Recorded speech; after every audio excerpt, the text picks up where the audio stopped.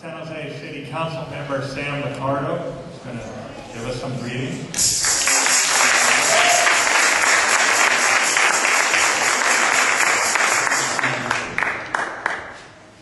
Thank you all for being here. My name is Sam Loccardo. I'm a council member and I represent the downtown district. And I know I don't need to tell anybody in this church that we're in the middle of a housing crisis. We're in the middle of a lot of crises right now. And times are pretty tough. You know, I read recently that in the 1930s, during the Great Depression, the only businesses that were making it were theaters and comic book stores. And I thought to myself, what is it about those two businesses? Why do those make it tough times? And the reason is because in tough times we all need heroes. We're all looking for heroes.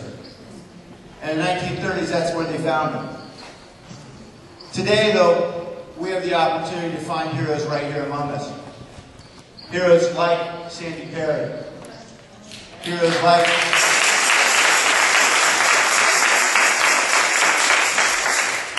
Scott Wagers.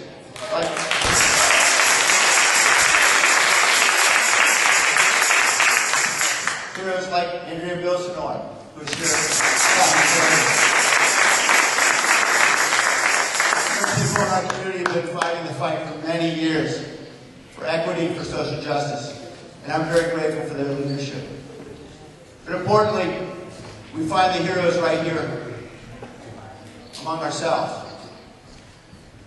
And I think we just saw a hero, Stand Up Nancy, who gave a testimonial about her own life and the struggle she's in. And how heroic, how courageous it is of her to come forward. And I think many of you, know that you have that heroism as well. This is an opportunity for us to be able to show our heroic character.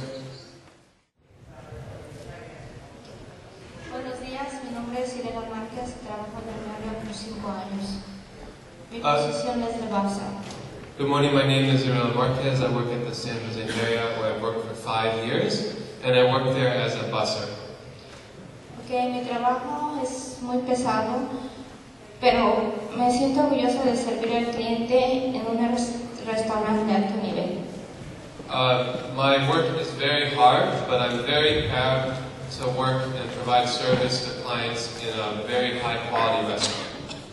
Una cena en este restaurante cuesta alrededor de $100 por persona.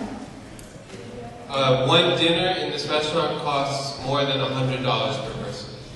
Y a mí solo me pagan el salario mínimo y a veces no me pagan tips.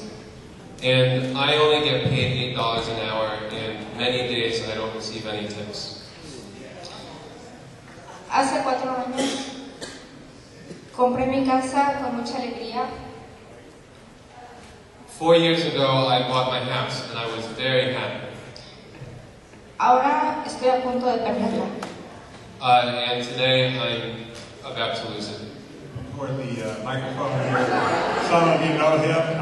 It's one of the most passionate housing advocates in Santa Clara County over the last 20, I won't say, for a short period of time.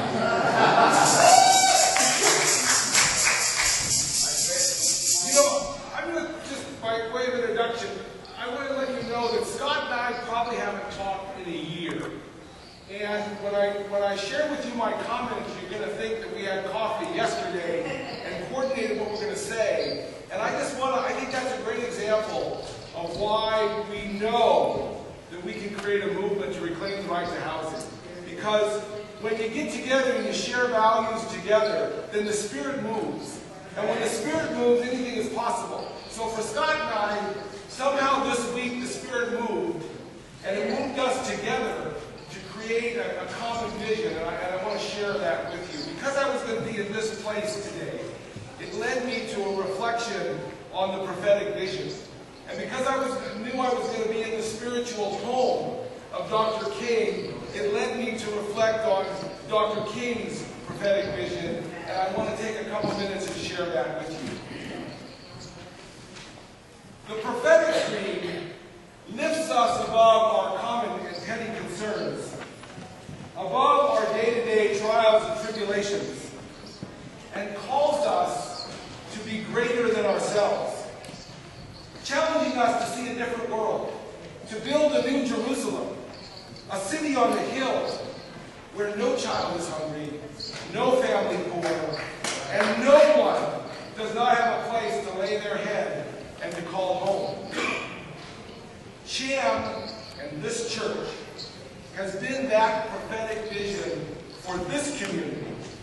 A vision as real as Dr. King's 45-year-old dream, and as old as the dawn of man. I have a dream that one day this country will rise up and live out the true meaning of its creed. We hold these truths to be self-evident, that all persons are created equal. Again, as Dr. King said, today, I have a dream that one day every valley shall be exalted, and every hill and mountain shall be made low, and rough places shall be made plain, and the crooked places will be made straight. And the glory of the Lord shall be revealed, and all flesh, all of us, shall see it together. These injustices have been committed to our people in the name of profit, and they need to come to an end. We as a community need to recognize that this is not only happening to a few of us, but many who have worked hard to be where they're at and seen their life dreams taken away.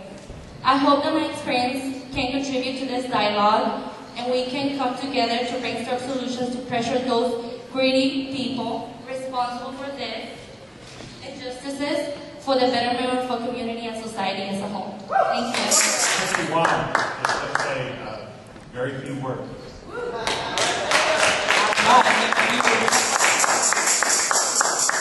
Well, I know CHAM for a long time, and I was here when my son was about these kids' ages.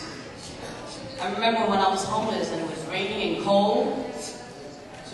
We were homeless and we were on the street trying to cover up my son with my big coat.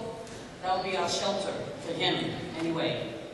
I've been here for many, many years, and I'm still fired for it, and I'm fighting for housing, and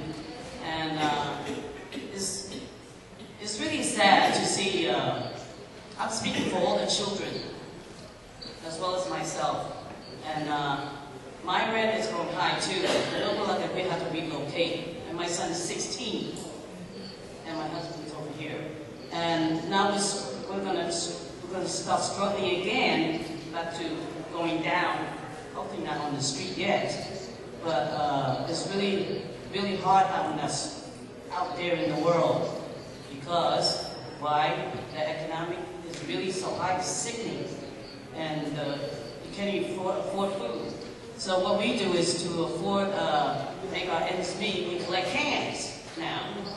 Going from garbage to garbage, or place to place, whatever we can find, that's how we can afford to live. Life is very sad, but I do have a big dream, like Martin Luther King, and I love dreams, especially if it's come true.